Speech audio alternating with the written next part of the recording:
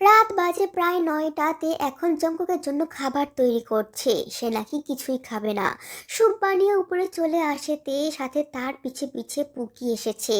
Jungkook খাটে বসা ছিল, পুকিকে দেখেই নাক শুকোই তোলে। এটাকে কেন নিয়ে এলি? সরা এখান থেকে।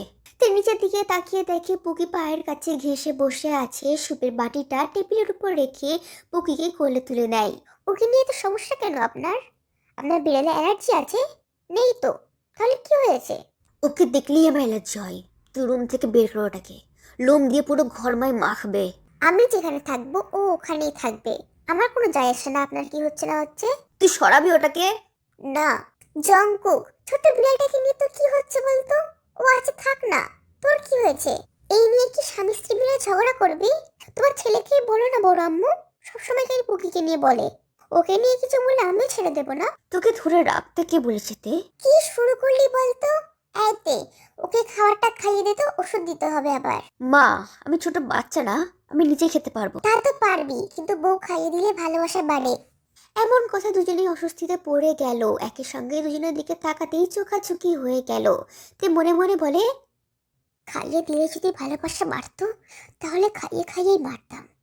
ভালোবাসাই নেই, এবার বাড়বে কি? এদিকে জঙ্কুকের কথাটা শুনে কেমন কেমন লাগলো। যেটা সে চায় না সেটাই কেন তার সাথে তার জীবনে বারবার হতে থাকে।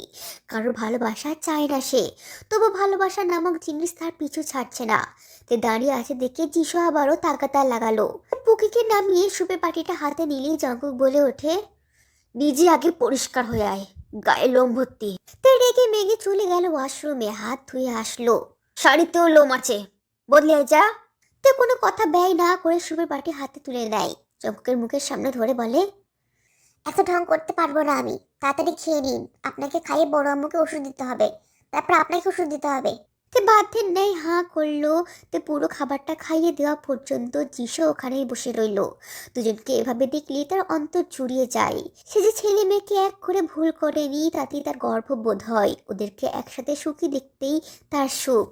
চঙ্কুকে নিয়ে আর কোনো চিন্তা থাকলো না তার। এই বৃষ্টির জলে নিয়ে কত চিন্তায় থাকতো সে। কে দেখবে ছেলেটাকে? ওরকম জ্বরে ভালো মতো সেবা যত্ন না করলে সহজে ঠিক হবে কি ছেলেটা? কিন্তু এখন তে আছে, সে থাকতে আর কোনো চিন্তার দরকার নেই তার।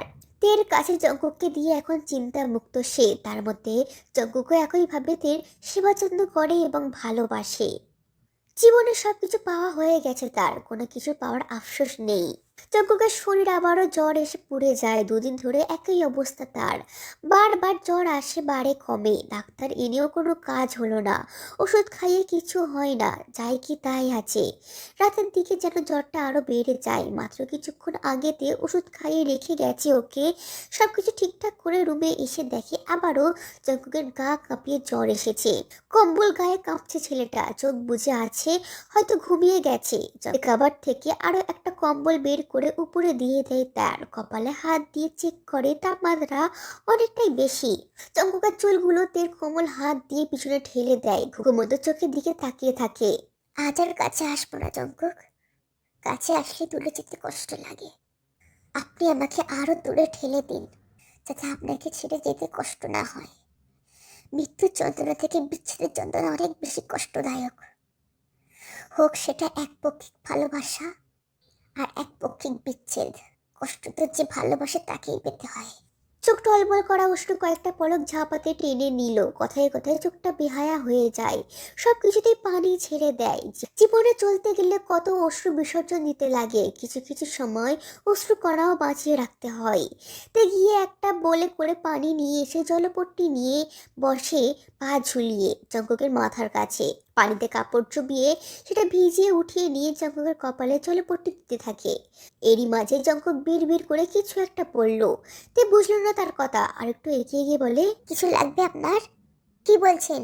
জঙ্গকের ঠোঁট দুটো নড়ছে, স্পষ্ট নয়। জ্বর এলে সে আবল তাবল বকতে শুরু করে। সে আর একটু এগিয়ে গেল, কান পেতে শুনলো কি বলছে। জঙ্গক তখন অস্পষ্ট স্বরে আড়ালো, ইউনো। তের মেরুদণ্ড সোজা হয়ে গেল। হঠাৎ ইউনোর নামটা কেন নিচ্ছে সে? ইউনোর কথা কি তাহলে সত্যি সত্যি সে ইউনোর প্রতি জেলাস? ইউনো যাওয়ার আগে বারবার থেকে বলে গেছে জঙ্গকের মাঝে কোনো পরিবর্তন খেয়াল করলে জানাবে, বা তাকে নিয়ে কিছু বললে তাও জানাবে। আবার যতক্ষণ ইউনোরা এখানে ছিল ততক্ষণ ইউনোদের সাথে থাকতো। কোনো না কোনো বাহানায় সবার সামনে তাকে ডেকে বাইরে নিয়ে যেত। এগুলো যে কারোর চোখে এড়ায়নি তা নয়, সবাই দেখেছে, কিন্তু সবাই নেগেটিভ নেয়নি। তবে ইউনো চায় জঙ্কুক যেন বিষয়গুলি নেগেটিভ ভাবে নিক। জঙ্কুকের মুখে ইউনোর নাম শুনে আবারও ডাকলো তাকে। জঙ্কুক, কি বলছেন, ভালো করে বলুন।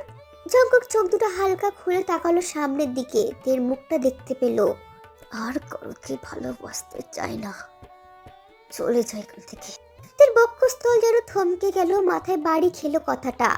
আর কারোকে ভালোবাসতে চায় না, তার মানে ইউনা এখনো ম্যাটার করে তার লাইফে। কিন্তু আজ যখন ইউনোকে জিজ্ঞেস করলো তে ইউনার ব্যাপারে, তখন সে গ্যারান্টি দিয়ে বলল ইউনার সাথে তার নাকি কোনো সম্পর্ক নেই। তে দুটো শুকনো ঢোক গেলে। ইউনা? জঙ্কুক আধা চোখ খুলে তের দিকে তাকায়। ওর নাম নিবি না, ও ধোঁকেবাজ, ধোঁকাবাজ কোথাকার। ধোঁকাবাজি করেছে আমার সাথে। আমি আর জীবনে কারোকে ভালোবাসবো না। একজনের কাছ থেকে ধোঁকা পেয়েছে বলে কি সবাই ধোঁকা দেবে? কেউ তো কেউ ভালোবাসবে, আগলে রাখবে। একবার ভালোবেসে ধোঁকা পেয়েছেন বলে দ্বিতীয়বার ভালোবাসবেন না। ভালোবেসে দেখুন না একবার, দ্বিতীয়বার প্রেমে পড়ে দেখুন। জীবন বদলানোর দায়িত্বটা না হয় আমি নিলাম। জঙ্কুক আরো কিছুক্ষণ তাকিয়ে রইল তের দিকে, তারপর আবারও চোখ দুটো বুজে ফেললো। তে তপ্ত শ্বাস ফেলে মাথায় আবারও জলপট্টি দিতে ব্যস্ত হয়ে পড়লো। মেরুর বুকে গাছ লাগানোর চেষ্টা করছে সে। মেরু ওই তপ্ত খড়খড়ে বালুর উপর কি গাছ লাগানো সম্ভব? আদেও পানি ছাড়া কি গাছ বাঁচবে? হঠাৎ জঙ্কুক তের বেডে থাকা হাত চেপে ধরে। তে ধ্যানে সুতো ছিঁড়ে বেরিয়ে আসে। জঙ্কুকের শক্তের মুঠোয় থাকা তার হাতটা দিকে তাকিয়ে হেলিভাবে হেসে ওঠে। আপনি কিন্তু এইভাবে মায়া বাড়াচ্ছেন, শেষে ছেড়ে যেতে না পারলে আমার কোনো দোষ নেই, বলে দিলাম। একে তো কখনো বুঝবেন না আমাকে, তার উপর এমন ছোট্ট ছোট্ট কাণ্ড করে মনটাকে গলিয়ে দিচ্ছেন। তো একটু তাপ পেলেই গলে যায় আমার মন, মোমের মতো। কবে যেন গলে গলে একেবারে নিঃশেষ হয়ে যাব। আপনি এগুলো আমার সাথে একদমই ঠিক করছেন না। শেষের দিকে এসে কণ্ঠটা বুঝে এলো। কতক্ষণ ধরে আটকে রাখা চোখের জল বাঁধ মানল না। নরম গাল বেয়ে গড়িয়ে পড়লো এক ফোঁটা অশ্রু। বিছানার উপর এলোমেলো হয়ে ছড়িয়ে ছিটিয়ে আছে জামা কাপড়। সেখান থেকে খুব পক্কতার সাথে একটা একটা করে জামা ব্যাগে পড়ছে তে। বেশিরভাগই রয়েছে শাড়ি। বিয়ের পরে শাড়ি পরবে বলে সব শাড়ি নিয়ে এসেছিল এ বাড়িতে। অন্য জামা কাপড় দু একটা আছে। শাড়িগুলো সব লাগেজে ভরে চেনটা টেনে দিল তে। ভিতর থেকে বেরিয়ে এলো ভারী দীর্ঘ শ্বাস ফেলে। ধপ করে খাটের পাশে বসে পড়ল। অন্তর থেকে কান্না দলা পাকিয়ে আসছে। আজ তাকে চলে যেতে হবে এ বাড়ি থেকে। মনে পড়ে গেল কাল রাতের সব ঘটনা। নিজের চোখকে বাঁধ মানাতে পারল না, দু চোখ বেয়ে বর্ষণ শুরু করলো। কাল ছিল জঙ্কুকের জ্বরে চতুর্থ দিন এবং অবিশ্বাস্য ব্যাপার, এই 4 দিনের মাথায় জঙ্কুকের জ্বর একদম গায়েব হয়ে গেছে। যে ছেলে 7 দিন আগে কোনোদিন জ্বর ছাড়েনি, সে ছেলে 4 দিনে সুস্থ হয়ে গেল। ব্যাপারটা সবার কাছে খুবই আশ্চর্যের মতো এবং খুশিরও। যিশুর মুখ থেকে তো তের নামই সরছে না। তার ছেলের এত তাড়াতাড়ি সুস্থ হয়ে যাওয়ার পিছনে তেই ছিল। সকাল থেকে রাত অবধি তে খেটেছে শুধু জঙ্কুকের পিছনে। সকালে খাওয়া দাওয়া থেকে শুরু করে রাতের জলপট্টি সব করেছে। নিজে অসুস্থ থাকা সত্ত্বেও সে জঙ্কুকের সেবা করেছে। কিন্তু পাংশু পুরুষটার মন কি একটু নড়াতে পেরেছে সে? মনে হয় না, পারেনি। পারলে তো আর কাল রাতে এত অপমানিত ও লাঞ্ছিত হতে হতো না। কাল সন্ধ্যার দিক থেকে জঙ্কুক মোটামুটি সুস্থ, তবু তেই জঙ্কুকে খাইয়ে দিয়েছিল যিশুর কথায়। এরপর রাতে যখন তের নিজের সব কাজ শেষ করে ক্লান্ত হয়ে নিজের রুমে ফিরেছে, তখনই শিকার হয়েছে জঙ্কুকের হিংস্র কথার। তের রুমে ঢুকতেই জঙ্কুক তার হাত টেনে দরজায় লাগিয়ে দরজার সাথে চেপে ধরে। রাগে রি রি করতে থাকে। সুযোগ নিচ্ছিস, অসুস্থ করে তার উপর সুযোগ নিচ্ছিস, আমার কাছে আসার বাহানা খুঁজছিস? কি ভেবেছিলি জঙ্কুক অসুস্থ হলে তার সেবা করে মন পেয়ে যাব? এটাই ভেবেছিলি তো? রোজ রোজ মাকে সামনে বসিয়ে রেখে সুযোগের সদ্ব্যবহার করতে চেষ্টা করছিলি? মনে রাখিস, জঙ্কুক কখনো তোর জালে ফাঁসবে না। হঠাৎ তেজে এমন কিছু মুখোমুখি হবে তাতে বুঝতে পারেনি। জঙ্কুক তার দু বাহু ধরে চেপে আছে, হাত দুটো ব্যথা বিষিয়ে উঠছে, তার থেকেও বেশি ব্যথা লাগছে মনে। নাজুক মনে হুটহাট এমন ব্যথা পেলে ভীষণই কষ্ট লাগে। কিছু না করেও এমন অপবাদ সহ্য করতে হচ্ছে তাকে। কার এত ক্ষমতা আছে মিথ্যে অপবাদ সহ্য করার? অনেকে থাকলেও তের সহ্য হয় না, সবকিছু এত সহ্য করা যায় না তার। জঙ্কুকের বুক বরাবর হাত রেখে জোরে ধাক্কা দিয়ে সরিয়ে দিল তাকে। আপনি পাগল, অসুস্থ মন মস্তিষ্ক নিয়ে বাস করছেন আপনি। আপনাকে ভালোবাসা আমার চরম ভুল ছিল।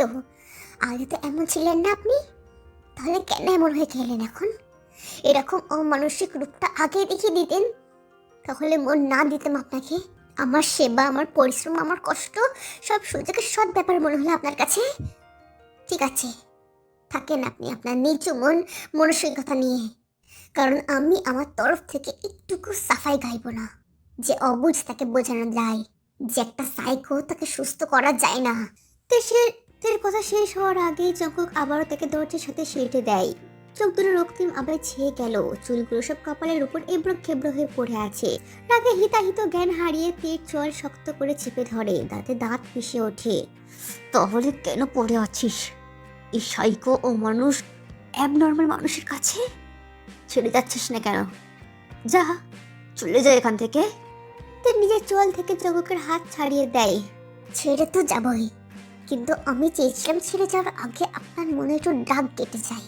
কিন্তু আমি তো ভুলেই বসেছিলাম, যাদের মন নেই তাদের মনে দাগ কাটা যায় না। আপনার সাথে আমার সম্পর্কের ইতি এখানে ধরে নিন। একদিন ধরে যে সম্পর্কটা আমি ধরে রেখেছিলাম, এটাকে ম্যাচড়ে ছেড়ে দিলাম। আপনি মুক্ত, সাথে আমিও। নিজ থেকে আর কোনোদিন ফিরবো না আপনার কাছে। আপনাকে শুভেচ্ছা রইল। ভালো থাকবেন মিস্টার জিয়ন জঙ্কুক। তুই নিজের জন্য শুভেচ্ছা কামনা কর, তোর বেশি দরকার। দেখা যাবে। কথা শেষ করে তে আবার ধাক্কা দিয়ে সরিয়ে দিল জঙ্কুককে। দরজা খুলে ধূপধাপ পা ফেলে চলে গেল রুম থেকে। সে কাল সকালে চলে যাবে মানে যাবেই, পারলে রাতেই চলে যাবে, কিন্তু সম্ভব না। এত রাতে বাড়ি গেলে সবাই সন্দেহ করবে, তাই তে কাউকে তাদের সম্পর্কের কথা জানাতে চায় না। যে সম্পর্কের মাঝে কোনো বিশ্বাস বা ভালোবাসা নেই, আছে কেবল হিংস্রতা এবং অবহেলা। সম্পর্ক কখনো একদিক থেকে সামলানো যায় না, দুদিক থেকে দুজনকে সমানভাবে আগলে রাখতে হয়। তেদের মধ্যে তো তে শুধু একাই চেষ্টা করেছিল সম্পর্ক টিকিয়ে রাখার, জঙ্কুক তো শুধু ভাঙার প্রয়াস চালাচ্ছে। এমন সম্পর্ক কখনো টিকিয়ে রাখতে পারা যায় না। কালকে সম্পূর্ণ কথা মনে আসতেই আবারও মন ভেঙে আসতে চাইলো, কিন্তু নিজেকে সামলে নিল সে। আর না, এত কষ্ট করে এত কান্নাকাটি করে কি হবে? কিছুই হবে না। যারা সব ঠিক হওয়ার আশা দিনের পর দিন বসে বসে কান্না করে, তাদের জীবন ওই এক জায়গায় থেমে থাকে। তে এক জায়গায় থেমে থাকতে চায় না। সব ঠিক হওয়ার আশায় বসে থাকলে চলবে না। বিছানার উপর থেকে লাগেজটা নামালো সে। সকালে রান্না বান্না শেষ, খাওয়া দাওয়ার পালা এখনো শুরু হয়নি। তে রান্না শেষ করে উপরে চলে এসেছে জামা কাপড় গোছাতে। বাড়ির কেউ জানে না যে সে আজ যাবে। এখন নিচে গিয়ে সবাইকে জানিয়ে বিদায় নেবে। আগে কাউকে জানায়নি, কারণ আগে বললে তারা কেউ যে করেই হোক রেখে দিত। এখন সব রেডি থাকলে কোনো বাহানায় চলবে না। বিদায় নিয়ে সোজা বাড়ি চলে যাবে, সকালের নাস্তাও বাড়িতে গিয়েই করবে। তে এক হাতে ব্যাগের হাতল ধরে অন্য পুকিকে। নিচে নামতেই তের সাথে দেখা হয় সুবিনের। আপু, কোথায় যাচ্ছ এখন? বাড়ি যাচ্ছি। এখন? কেন? কি হয়েছে? আম্মুর জন্য মন কেমন করছে। এই সকালবেলা কিছু হয়েছে নাকি? কিচ্ছু হয়নি সুবিন, মাকে দেখতে ইচ্ছে করছে। বাড়িটাকে অনেক মিস করছি আমি, তাই যাচ্ছি। চিন্তা করো না, তাড়াতাড়ি চলে আসবো। নিজের খেয়াল রেখো। দেখে দেখি পিছন থেকে আসে সানা। সাবধানে যেও, অনেকদিন থেকে এসো। এখানকার চিন্তা তোমাকে করতে হবে না, আমি সব দেখে রাখবো। অবশ্যই, যদি পারো তো আমার অবর্তমানে আমার কাজগুলো করে নিও। শিওর। এমন সময় দেখা গেল জিসো আসছে জঙ্কুকের হাত ধরে। জঙ্কুক সকাল থেকে তার মায়ের রুমে ছিল, বাইরে যায়নি এখনো। মায়ের সাথে খাওয়া দাওয়া করে বের হবে। যিশু আসার সময় শুনলেন তের বাড়ি যাওয়ার কথা, তিনি চিন্তিত হয়ে পড়লেন।